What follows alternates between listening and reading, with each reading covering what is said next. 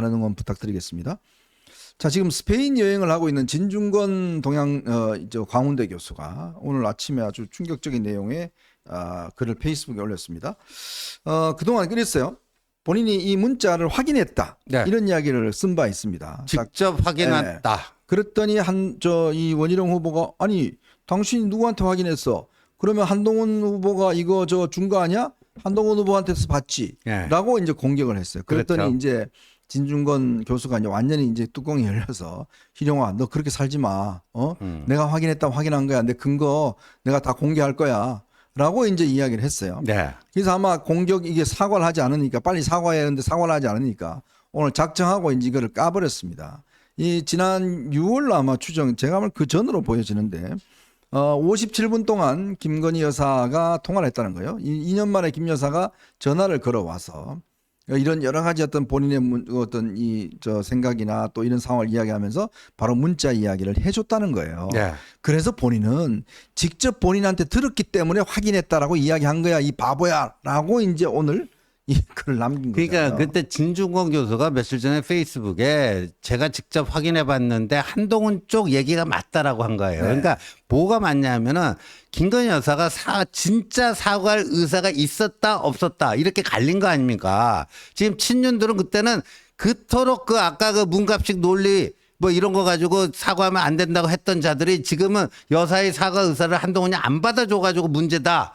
총선 참패했다. 뭐 이렇게 얘기하는 건데 그 논쟁에서 한동훈 측의 얘기가 맞다라는 거를 하면서 그 근거로 제가 직접 확인해 봤는데 한동훈 측 얘기가 맞다라고 그랬어요. 네. 그 직접 확인했다라는 것은 여사가 한동훈에게 보냈던 그 5차례 걸친 문자를 직접 봤다는 얘기가 아니고 바로 저 57분 통화했다는 얘기였어요. 네. 통화했다는. 자, 근데요, 물론 통화한 것도 뭐 하지만 내용에서 보면 그렇습니다. 본인은 김 여사가 통화를 하면서 사과를 하고 싶었는데 주변에서 사과를 하지 말라고 자꾸 말리는 사람이 있었다. 지금 와서 생각해 보니까 그게 굉장히 잘못됐더라. 그리고 본인은 그때 했어야 됐다. 이런 이야기를 하면서 자기를 이용하는 사람이 좀 있는 것 같다. 이런 이야기를 했어요. 자, 이게 무슨 이야기일까요? 그러니까 바로 제가 앞에서 소개해드렸던 우리 감독이 아까 보여줬던 그 글을 한번 보여주세요. 문갑식 했던 글. 바로 저런 글들입니다. 그러니까 그렇죠. 뭔가 궤변으로 사과해서는 안 된다라는 논리적인 저런 궤변을 만들어서 여사한테 주고 또 적어놓은 것들을 이야기를 하고 유튜브를 하고 이런 사람들이 사과를 하지 마라 하면 뭐 다 진다. 여러분 사과했다고 지는 게 아닙니다. 저기요 미국 대통령 중에서요 가장 많은 사과를 한 사람이 누군지 압니까? 오바마 대통령이에요. 오바마 대통령은요 네. 가장 사과를 많이 한 사람입니다. 네. 이 사람은요 사과를 선제적으로 해버려요. 야당이 공격하기 전에 먼저 선제적으로 공격을 해버립니다. 네. 그리고 우리나라에서 가장 사과의 정석은 언제냐면 2015년도에 삼성의 이재용 회장이 그때 삼성병원에 메르스 사태가 있었습니다. 네, 메르스. 그때 이재용 회장이 직접 나와서 사과를 했어요. 맞아요. 그러면서 이 사태의 원인, 이 사태 대책, 그리고 앞으로 어떻게 할 것인지, 그리고 이 병원에 저희 아버님이 입원해 계십니다. 라는 이야기. 네. 그러면서 이 환자들의 이런 마음을 저도 충분히 이해합니다 하면서 눈물을 글썽했어요. 네. 그 기자회견 한 번도 다 끝나버렸습니다. 그러니까요. 바로 그게 사과의 기술이에요. 그러니까 박근혜 대통령이 사과 기자회견을 해서 뭐 지지율 떨어지고 탄핵을 해줬다. 이건 완전히 왜곡하는 겁니다. 그 상황이 있었기 때문에 그 탄핵으로 이어진 거지 사과 기자회견을 했기 때문에 떨어진 게 아니에요. 그렇죠. 마찬가지로 김건희 여사가 사과를 하면 물어뜯을 것이다. 세상의 모든 정치는요 국민을 보고 해야 됩니다. 국민이 어떻게 생각하냐? 뭐 그 정도 하면 됐다. 아무리 물어뜯어도 국민이 그거를 방어해주면 이게 아무 소용이 없는 겁니다. 그런 것들의 이 이야기에 휘둘렸다는 생각이 드는데 저는 보면 그렇다면 이 문제에 대해서는 지금 대통령실에 정무수석실이 있잖아요. 네. 거기에 똑똑한 비서관들이 꽤 있습니다. 네. 근데 왜 이런 분들의 말을 안 듣고 왜 사적으로 저런 어떤 이 뭐 유튜버나 아니면 저런 이 문갑식이나 뭐 이런 사람들의 글을 들어서 네. 사과하지 말아야 된다 이런 결정을 했는지. 그러니까요. 그리고 두 번째 그러면 본인이 대통령한테 상의를 해야 될 거 아닙니까? 여보 나 사과하고 싶은데 이거 해야 되겠다. 그렇게 하면 대통령이 뭔가 결정을 할 텐데 그럼 대통령은 왜 이런 이야기를 듣고도 사과를 안 한 거죠? 그러니까요. 그러니까 뭐 대통령은 사과 안 하겠다. 김건희 여사는 사과하겠다. 아니 어찌 보면요. 보세요.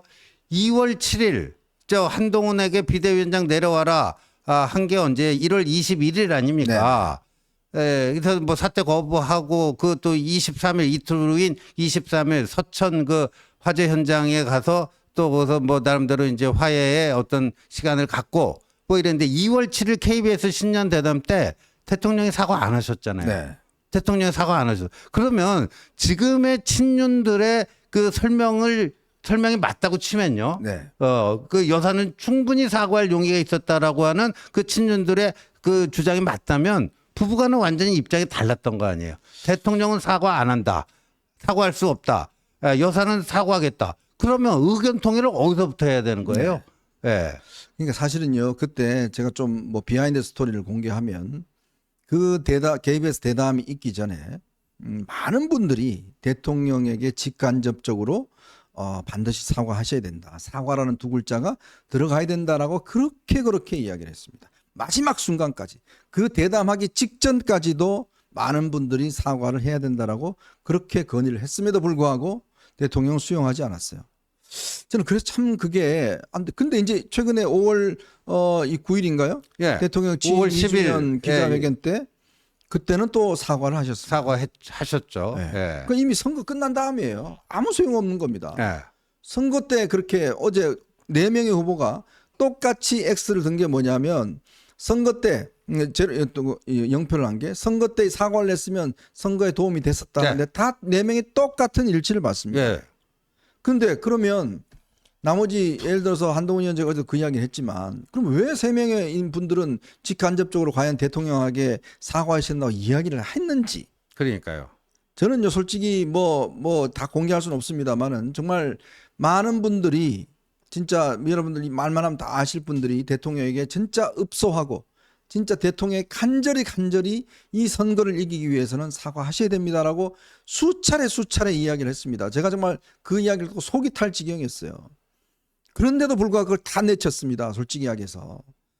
저는 정말 그때의 그 장면을 잊을 수가 없어요.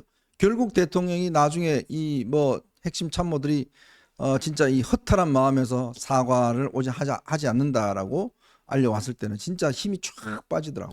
그러니까 친윤들은요 지금 이거 가지고 어떻게 한동훈 상처 내고 꼬꾸라뜨리려고 하는 이 사람들은 그 앞뒤가 너무 안 맞는 거죠. 그래서 이제 이거는요 더 이상 뭐 하면 안 됩니다. 벌써 이제 이게요 사과 의사가 있었나 없었나 해서 지금 뭐 이제 댓글팀이라든가 네. 여사의 그 부당한 국정 개입을 넘어서 농단. 무슨 심지어 이제 총선 공천에까지 개입한 거 아니냐. 뭐 네. 이런 의혹까지 제기하고 있잖아요. 예. 그러니까 참 이게 그러니까 이거를 자꾸 지금 와서 사과요 했는데 네가 안 받아줘서 사과를 못했고 그것 때문에 선거에 졌다. 이 논리는 좀 너무 이거는 말이 안 되는 논리라는 걸 제가 거듭 말씀을 드리는 거예요. 왜냐하면 선거 과정을 제가 그래도 좀 다른 기자들보다 깊게 취재했던 그 사람으로서 그런 과정들이 쭉 있어 왔습니다. 쭉 있어 왔고 그런 어떤 이 물밑에서의 움직임들이 꾸준히 있어 왔음에도 불구하고 결국 대통령은 선택하지 않았어요. 그 문제를. 그 나중에 제가 뭐 따로 말씀드리겠습니다만은 그 황상무 수석과 이종섭 사태도 마찬가지입니다. 그 사태 전에 정말 그 청와대 참모진들이요 대통령한테 가서 진짜 잘릴 각오라고 사표 쓰고 가서 대통령한테 건의했지만 그거 대통령이 듣지 않았어요. 그러니까 그걸 보면서 지금 와서 이거를 자꾸 이렇게 무슨 뭐 당신이 책임이다 이렇게 하는 게 제가 객관적으로 봐도 이건 너무 말이 안 되니까 이렇게 여러분한테 말씀을 드리는 거거든요. 이제 그런 일이 다시는 일어나지 않아야 되기 때문에 이제 말씀을 드리는 겁니다.